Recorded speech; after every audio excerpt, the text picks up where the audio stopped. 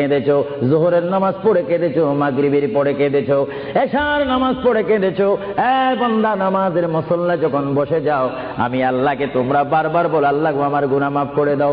তারপরও আমি তোমাদের গুনাহ মাফ করে নিই।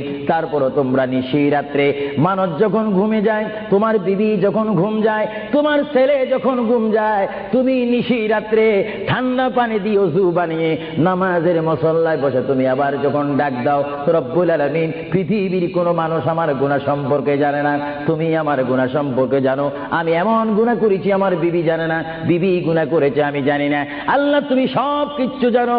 হে আমার প্রভু, তুমি আমাকে মাফ করে দাও।